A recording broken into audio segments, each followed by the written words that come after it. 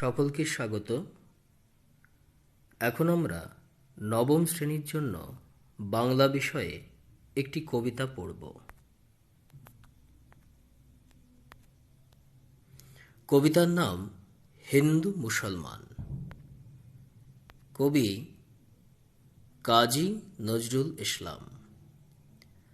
কাজী নজরুল ইসলাম বাংলা সাহিত্যে বিদ্রোহী কবি নামে পরিচিত।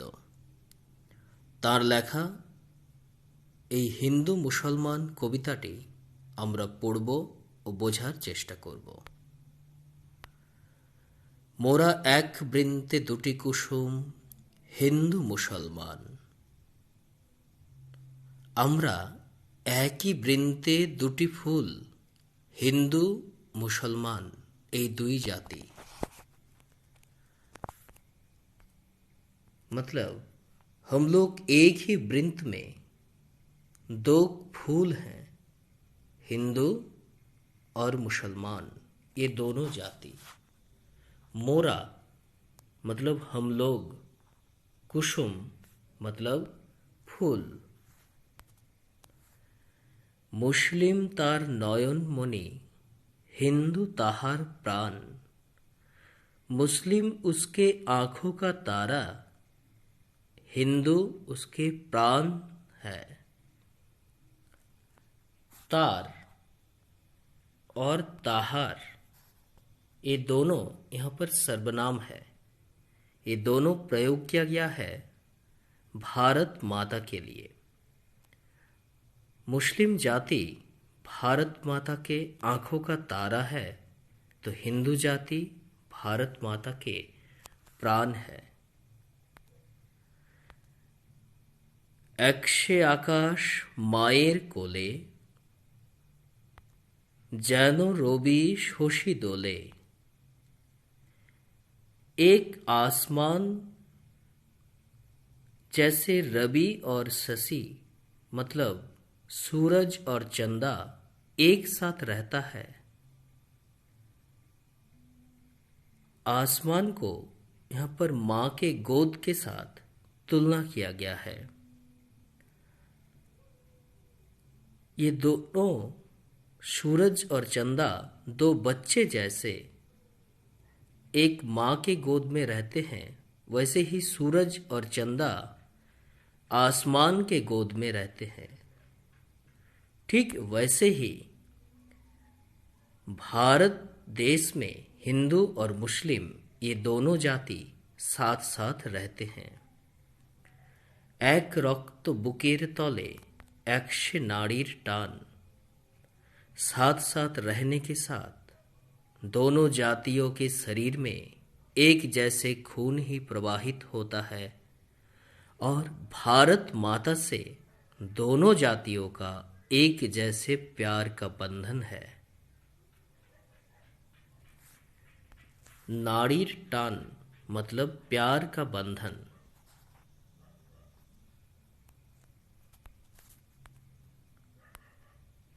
একশে দেশের খায় गो हवा, একশে देशेर जल।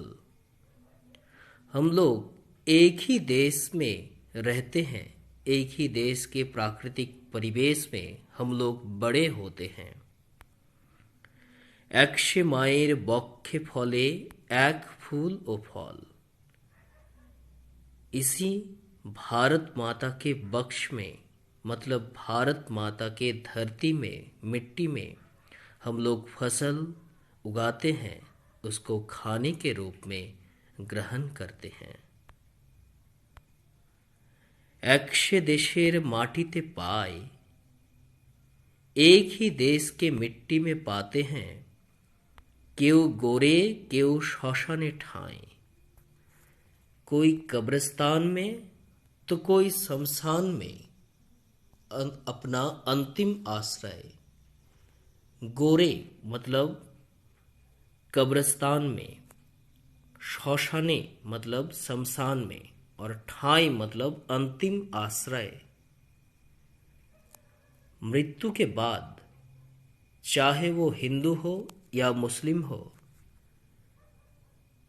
सबको मिलना है इसी भारत माता के मिट्टी के साथ मिलने का तरीका अलग हो सकता है। मुस्लिम इस मिट्टी से मिलता है कब्रिस्तान के माध्यम से, तो हिंदू इस मिट्टी से मिलता है शमशान के माध्यम से, लेकिन दोनों को ही मिट्टी से ही मिलना है। इसीलिए बोला जा रहा है, एक देशेर माटीते पाए केउ गोरे केउ श्मशाने ठाए। एक ही देश के मिट्टी में पाते हैं, कोई कब्रिस्तान में तो कोई शमशान में अपना अंतिम आश्रय। मोरा एक भाषाते माँ के डाकी, एक सुरे गाए गान। मोरा मतलब हम लोग एक ही भाषा से माँ को पुकारते हैं, मतलब एक ही भाषा से बात करते हैं। एक सुरे गाए गान, एक ही सुर से गाना गाते हैं, मतलब एक जैसे ही अपने मन के भावों को प्रकाश करते हैं। चिंते नेरे आधार राते कोरी मोरा हाना हानी। चिंते नेरे मतलब ना पहचान के, आधार राते अंधकार रात्रि में, कोरी मोरा हाना हानी। हाना हानी मतलब वाद विवाद। हम लोग एक दूसरे को ना पहचान के वाद विवाद, एक दूसरे से हिंसा करते हैं जब अंधकार रात्रि होता है। इस अंधकार रात्रि का मतलब है अज्ञानता का अंधकार। जब मानव के मन में अज्ञानता हावी हो जाता है तो एक अंधेरा आ जाता है, जिस अंधेरा में हम लोग क्या सही क्या गलत ये सुनिश्चित नहीं कर पाते हैं। और इस अज्ञानता के कारण, उस अंधेरे के कारण हम लोग वाद विवाद करते हैं, एक दूसरे के प्रति हिंसा करते हैं।